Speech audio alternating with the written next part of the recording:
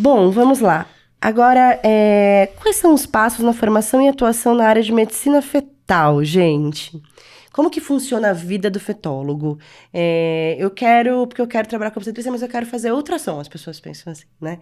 O que a gente pode trazer, assim, de legal para você que tá aí pensando em qual que é a sua especialidade ou sua subespecialidade na GO?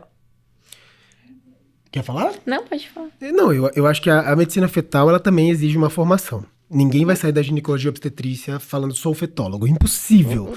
Impossível. E esse é um que você vai ter que ter realmente, às vezes, uma formação maior, mais É uma extensa. nova faculdade, Tem, é uma tem nova uma residência, na verdade. residência pra isso, né, gente? Então, e é uma residência de 2 anos, né, Mar?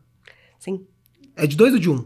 Tem de um É de e 1 tem e de de 2, né? dois. Tem dos dois, né? Tem. Tem dos dois, né? Depende da Eu carga acho que horária tem de também, tudo. né? Eu não sei te falar exatamente, Fabi, mas eu acho que tem de um e tem de dois. É porque tem algumas coisas que você faz poucos dias na semana, e você acaba fazendo 2 anos, acho que Simples 2 depende do anos, lugar. entendi. Exato. É. Então, dependendo, vai ter que fazer esse curso e aí depois vai prestar a prova também, que a medicina Exato. fetal também existe essa possibilidade. Mas eu não vou saber dizer quantos ultrassons são feitos. Não, Eu acho que não. não sei como é que Eu acho que funciona não isso é. para medicina Eu acho que a gente fetal. podia conversar um pouquinho sobre como que funciona essa área quando você escolhe, né? Acho que é isso que é mais importante pra gente trazer no nosso videocast. Uma coisa que eu acho legal, eu vou falar pela minha experiência, né? Que eu amei a obstetrícia, eu foquei e fiquei muito na patologia obstétrica, eu amo clínica médica também. E aí junta tudo. E eu senti falta do ultrassom. Senti falta. Só que na minha residência, a gente fazia ultrassom desde o primeiro dia que a gente chegava lá, a gente tinha um aparelho de ultrassom. E isso não é a realidade da maioria dos lugares. Então a gente acompanhava muita patologia, muita doença, etc. E eu fiquei na dúvida, será que eu faço fetal ou não?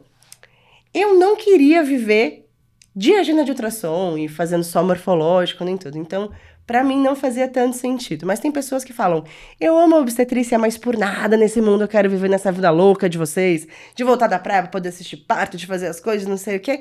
E aí a pessoa acaba fazendo aí, então, essa especialização onde ela vai aprender a lidar, a fazer os exames de rastreio, de acompanhamento de vitalidade, identificação de doenças maternas e fetais. Então, ela vai aprender a fazer a ultrassonografia, identificar as pacientes com risco. Tem os procedimentos invasivos que podem ser feitos. E eu acho que é a parte mais legal e que tá super na moda e que muita gente fica pensando assim, que são as cirurgias fetais intraútero, né?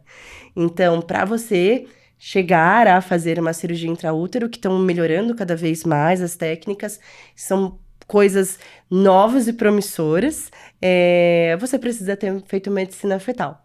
Então, eu vi isso muito lá no King's College. No HC não tinha tanto, hoje em dia tem mais, então a gente consegue perceber uma melhora na qualidade de vida do bebê e a gente consegue oferecer mais chances da gente ter um bebê que antes, pela seleção natural de Darwin, não conseguiria ter uma vida bacana, e com as cirurgias, às vezes, de hernia diafragmática, o laser terapia, transfusão feto-fetal, a gente percebe que a gente consegue fazer com que essa criança tenha uma vida legal, Então, a medicina fetal, ela acaba olhando mais para o feto, mas também para a mãe, obviamente. Então, rastreio, exames de ultrassom, você pode viver fazendo só ultrassom, como você pode ainda ampliar ainda mais seu conhecimento fazendo cirurgia fetal. E tem um procedimento, que é uma coisa que eu acho legal de falar, porque tem muita gente que quer fazer alguma coisa com procedimento, né? O que vocês têm na cabeça de vocês de mais legal que vocês podem acrescentar de fetal? Olha, pra mim, indubitavelmente seriam os procedimentos, né? Eu acho que o negócio do ultrassom que você falou é muito real pra mim também. Eu fiz também ultrassom depois, mas eu fiz com o intuito de ser meu terceiro olho, um coadjuvante na minha Exato. prática clínica.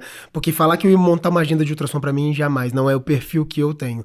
Mas eu brinco que é uma forma do cara que fez de mudar pra radiologia de alguma forma, né? O cara que assim, não quero contato com o paciente, ou um contato mais curto, né? Menor. Então, assim, eu acho que é uma forma de fazer essa modificação. E o que é legal, por exemplo, lá na maternidade que eu fiz residência, onde eu coordeno hoje, a gente também não tinha cirurgia fetal, e a gente começou a ter faz uns 4, 5 anos, e a gente tem cirurgias fetais a cada, sei lá, 15 dias a gente tem 2 ou 3 cirurgias. Então é muito legal você ver que isso tá chegando, inclusive, na parte pública, né? Sim. Porque a gente era uma coisa muito fora da nossa realidade, Super. mas a gente vê que muda o prognóstico desses bebês. Então, e eu acho que isso vai crescer muito, porque tem muita coisa que tá para ser corrigida intraútero e que hoje a gente, infelizmente, ainda não tem acesso. Mas na hora que isso se popularizar e a coisa ficar maior, vai ser vai ser bastante importante. E uma coisa que eu acho muito legal, que talvez possa estimular você que está pensando aí em fazer medicina fetal, é que você consegue, através de um bom laudo, de uma boa análise, de boas práticas, evitar um nascimento iatrogênico prematuro. De um ser que muitas vezes vai perder aí as chances de ter uma vida bacana fora da barriga, e às vezes a gente não tem essa resposta, não tem esse respaldo, e muitas vezes nós resolvemos gestações e não temos o desfecho favorável. Então, faltam muitos bons fetólogos no Brasilzão. Isso é uma área que realmente eu acho que a gente é muito carente. São grandes influenciadores de conduta, né? Com toda certeza, são fundamentais. Então, são pessoas que precisamos de bons médicos formados e que entendam mesmo sobre a patologia que ele está lidando. E não simplesmente uma pessoa que vai lá fazer agenda com 6, 7 babyfaces e obstétricos. Então, assim, para você ser um bom fetólogo, você tem que ser um belo de um obstetra. E muitas vezes você vai ser fundamental para conseguir mudar aí a percepção, o prognóstico e a resolução de uma gravidez, né? Então, eu sou super fã de MedFet, é que eu gosto mesmo, cara, de estar lá, né? No front, na guerra, né? Eu adoro. Mas, eu acho maravilhoso fetal. Muito legal. Até se a gente pensa em diminuir prematuridade, né? Claro. Como isso que a gente tá conversando. O fetólogo vai ser... Aí sim, né? Entra na parte do terceiro olho do obstetra, que às vezes precisa desse complemento, então é fundamental. E isso em vários centros, não só em centros de referência, mas no interiorzão, que a gente sabe que às vezes é mais difícil. Que às vezes não é um fetólogo que vai fazer uma eco-obstétrica. Não tem. Né? Não exatamente. Não tem. Então, a realidade não é. Então, não até essa. a gente, como um obstetra, a gente ter uma análise clínica, tá, eu não sou fetóloga, mas eu tenho uma análise clínica, eu sei uma base daquela ultrassom, para poder discutir com o colega, porque isso muda desfecho, isso muda prognóstico, Não, né? muda cálculo de idade gestacional. Tudo muda. Exato. Eu vi É um muito negócio isso. que parece, bizarro. talvez, bata, assim, de uma maneira difícil, mas, gente, como é difícil. Eu vi muito isso, viu? Eu também. Eu vi muito Quando isso. eu fiquei 2 meses na Amazônia também trabalhando então como... Você viu tudo. Eu fui contratada pelo governo do estado do Pará e eu fiquei num projeto que na época tinha Quero Pra Paz. E eu trabalhei lá e eu olhava aquilo e eu fazia um ziriguidum, assim, porque é difícil, não só lá, mas como em vários outros lugares. Mas, gente, não precisa ir para lugares mais distantes, mas mesmo em grandes centros, assim, a gente não tem acesso. E muitas vezes o colega radiologista tá fazendo ultrassom de tudo, ele é o contratado do ultrassom daquele serviço. E ele vai fazer grávida também, etc. Ele não é um super especialista, mas aí acaba caindo na mão dele um monte de bomba.